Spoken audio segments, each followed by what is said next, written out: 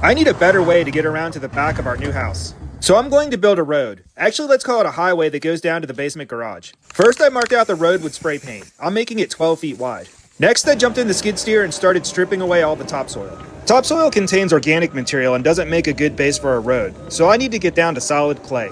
I'll save the topsoil and use it for the yard later. We trucked in 200 tons of 3-inch crusher run.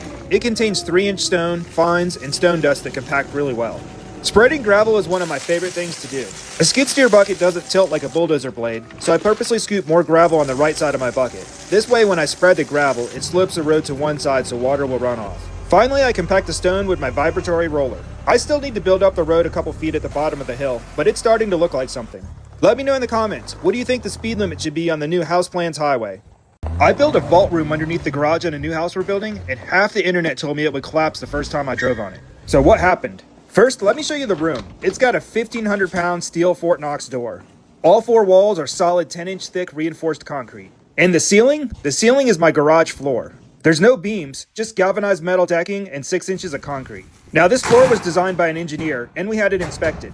We built 2 temporary support walls that were removed once the concrete cured. All the laps in the decking were screwed together, then I sealed the perimeter with foam to keep concrete from leaking in during the pour. Next, we installed a rebar mat with 1/2-inch rebar running both directions, 18 inches on center. Finally, we poured 6 inches of concrete on top of the metal decking. So what happened when I drove on it for the very first time today? Keep in mind, this Toyota Land Cruiser weighs over 5,000 pounds. Despite all the people saying it's going to collapse, nothing happened. Wait, what's that creaking sound? Just kidding. Check out my new belt. These are all the rage in Paris. So is there a way to connect corrugated pipe like this to Schedule 40 PVC? Yes, with a corrugated pipe adapter. This one's made by Polylock. One end snaps into the corrugated pipe and the other attaches to the PVC. Technically, PVC isn't glued, it's welded. I'm going to start by putting on primer. The primer actually softens the PVC surface and prepares it for solvent welding. Next, I apply cement to both the pipe and the adapter. The cement contains solvents that melt the PVC. When the 2 pieces are slid together, the PVC melts and blends into one piece. I have corrugated drain tile pipe running around my foundation, and I want to convert it to Schedule 40 in an area where it's not buried as deep. This way I know I can drive back and forth over the pipe, and it won't break.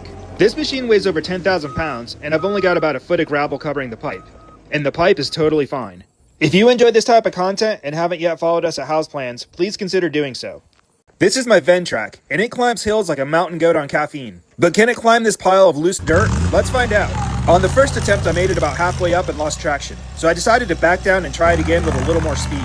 This dirt's just way too loose. I thought maybe if I drove around and came down from the top, I would pack in a trail, and it would be able to climb up a little better. This time I made it pretty far, but the front came up and then I lost traction with the rear wheels. Finally, I got a little more of a running